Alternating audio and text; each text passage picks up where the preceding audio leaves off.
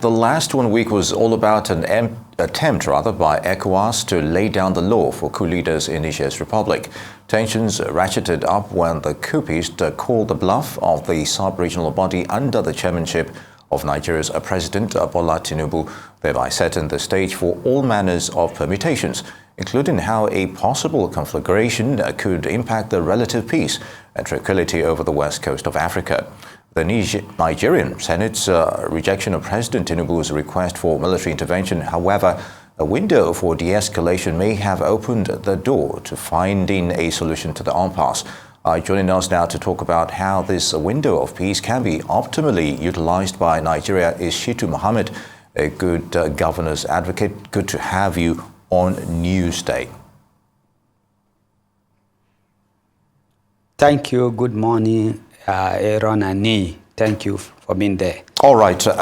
Since we have this window of opportunity, to de-escalate, as it were, through negotiations, and of course dialogue is still on the table.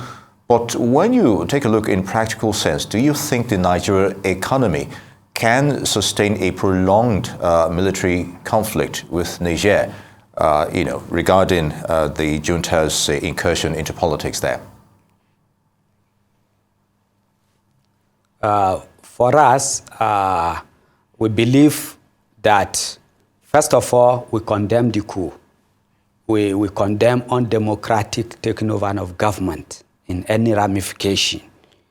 But we can also now look at the circumstances, because the Nigerians are saying we want to liberate ourselves. We want to take ourselves from the shackle with which the French have put in us. Then we look at it. Nigeria has a lot historical and cultural affiliation with Niger. And then in every three Nigerian is a Nigeria. Then we look at, yes, we've been able to help to put Liberia into democratic footing. We've helped to put Sierra Leone in democratic footing. And we also help Angola to regrowth to democratic process before it go back again. So we have helped a lot of countries where Nigerian foreign policy is Afrocentric. That we know.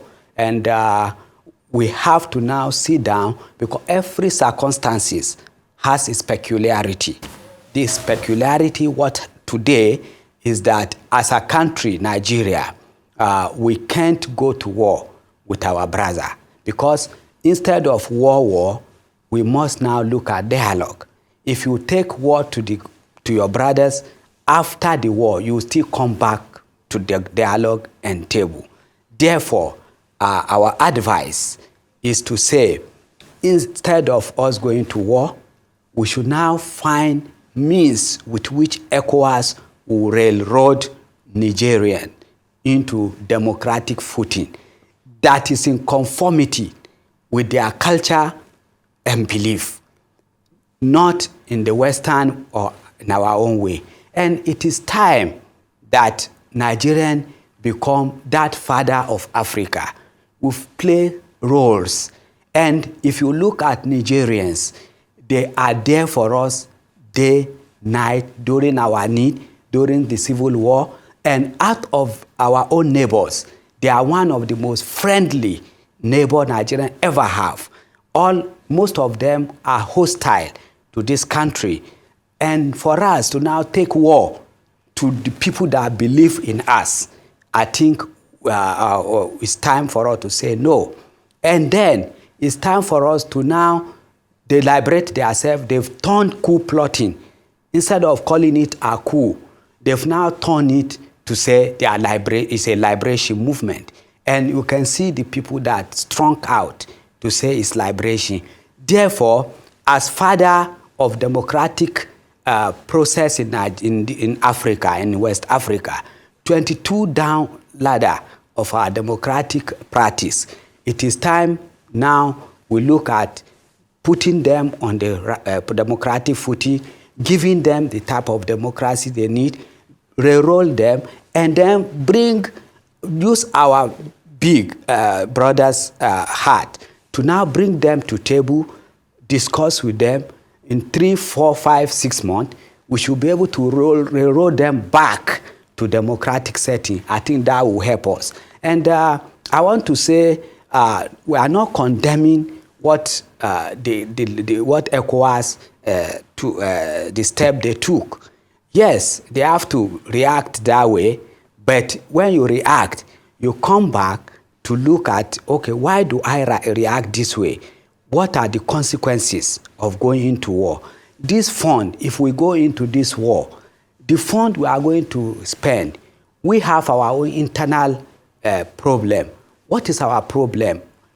Why Nigerians 60% are impoverished? In Nigeria, we have the same history. And what we should do with that money that we take to war is to now bring it back to this country, develop our agricultural sector, put processing, because when you go to this war, you are going to kill and then destroy a lot of things that we have in common with Nigerians. And then with closed border now, look at number of trailers that are waiting at the border of Niger that cannot go in.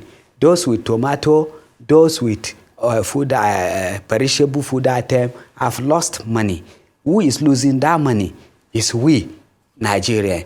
So I therefore want to urge that we should go for dialogue, diplomacy, and political solution to Nigerians' problem. Although it's condemnable, but this is the way we should go. And I looked at as Nigerians should start putting our money into agriculture so that we can even feed Nigerians. That is their problem. Nigerians should be able, instead of taking war to their door, we should feed them. And then all right, Mr. Mohammed. Them and be able to draw them into democratic processing. Yeah, permit me to come in at this point because you've emphasized quite a number of things. And let's try to dimension it a little bit. Yeah, you said something about our foreign policy strategy has to do with being Afrocentric.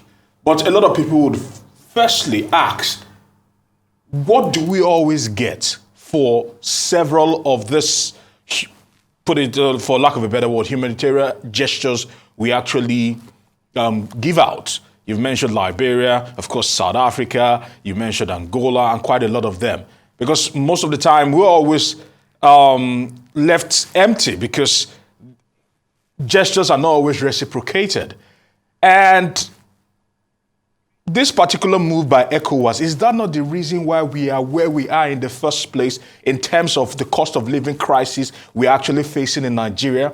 Because a lot of people questioned that the hasty decision in which ECOWAS decided to actually use the option of war, which should be an option of last resort, just shows that when it comes to Africa, leadership still is a big problem.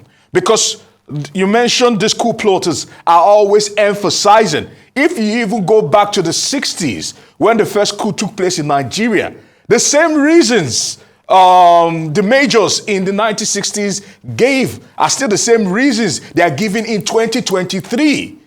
And that is the fact that leadership or our leaders have failed us. How can ECOWAS begin to address the germane problem that leadership is at the lowest ebb in Africa and people are suffering and people are crying for direction, but we do not have people that can take us from point A to point B? Rather than doing that, we're always probably acting with rush of blood to the head most of the time. Yes, that is why when I was the chairman of Inter-Party Advisory Council, we brought to table with basket donors, that is the IRI, International Republican Institute, and Democratic Institute, to say there should be proportional representation. What is killing African democratic process is winners take all.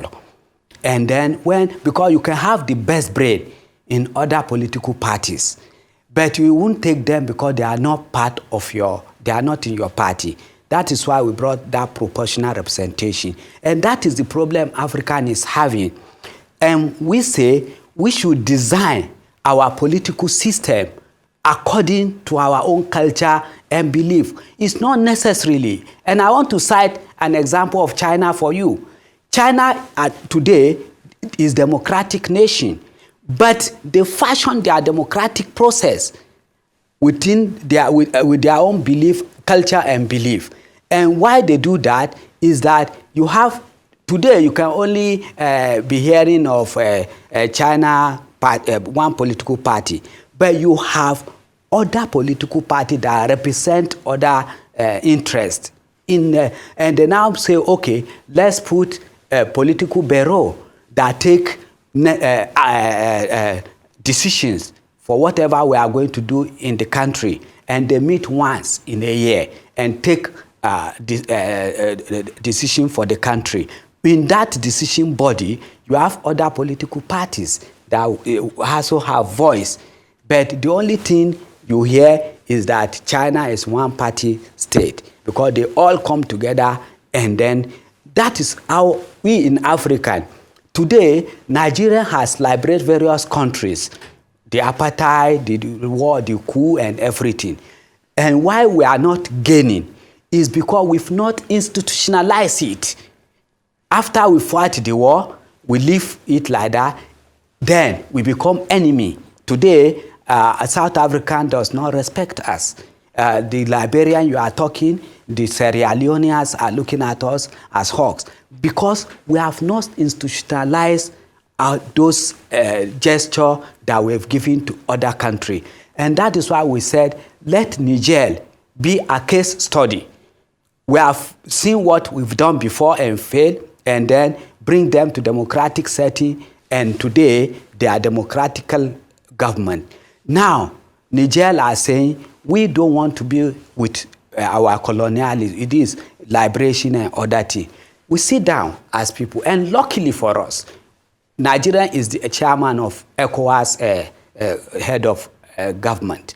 Therefore, we have the opportunity now to look at how do we now fashion our democratic setting to be able to impact on Nigerian political system and bring them to table, and then fashion a political system that will help them, not to just bring them to table, agree for them to go and have an election. No, it's for us to now sit down, take our best brains from the foreign affairs, from the other political bureau, from universities, sit down and give them a political system that will suit them, and then railroad them back to that democratic setting and footing.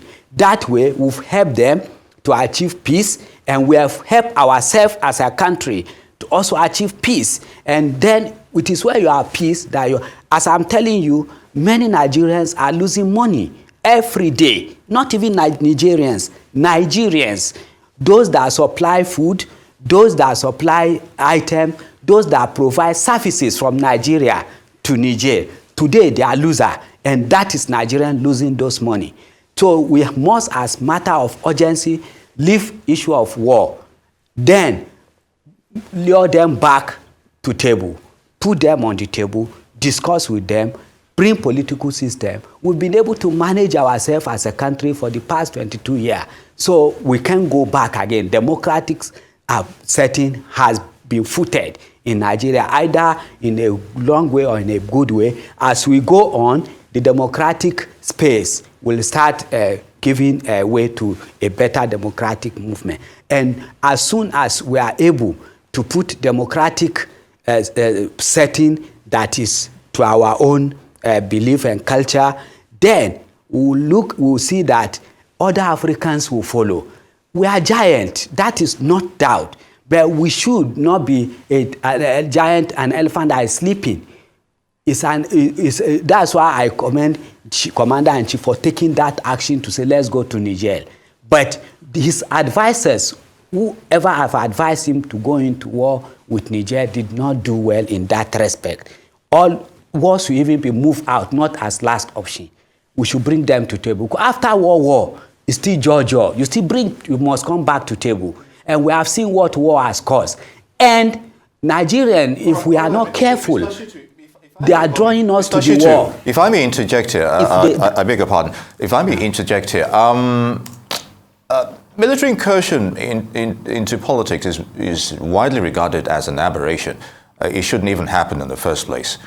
So whatever reasons they may have given for coming in, we have to look at how tenable is that, because over time, history has also proven to us that when a military junta comes in, it's not necessarily a panacea to good governance. And some of them even transform into civilian clothing. They go back to, they've tasted power and they want to prolong their stay there. So my question is, how effective will sanctions be in this regard? And do you see a prolonged stay of this military junta? And they've been, they've eradicated the constitution, and they're not even setting a timeline for a transitional period for them to leave the stage. So briefly, if you can do that in about a minute or two, please. That is why I'm advocating that Nigeria should, as matter of urgent, as chairman of ECOWAS, mobilize other head of state, bring them back to table. You can now give them 3 to 4 to 6 months to organize election. But in doing that, we should not be, we have seen what we've done in other countries that didn't. Now, before giving them that mandate, we must be able to have how they will run that political system, which will be in conformity with their culture and belief, and be able to now railroad them back into democratic setting, and then give them timeline for them to conduct that election, and then we are back to peace. Then Nigerians have to now take a lead. We have now known that this catastrophe that want to happen to Africa, we are now trying to solve that problem. We make to block other countries from taking themselves into military or into military incursion in their countries. So we must put up a blueprint of how their democratic setting should be. We should not just call them to table and ask them to go and no. We should design how their democratic setting will be and be able to railroad it. That money we are going to war with, we now use that money to railroad them to democratic footing. And as they move on, we also monitor how their election, monitor all how they are democratic, because they believe in us. Nigerians believe in Nigerians, and they have been with us, and they will still be with us. This is my advice to the Commander-in-Chief of Nigeria and Chairman of ECOWAS. All right, I want to say many thanks to you, Shittu Mohammed, for your time here on Newsday.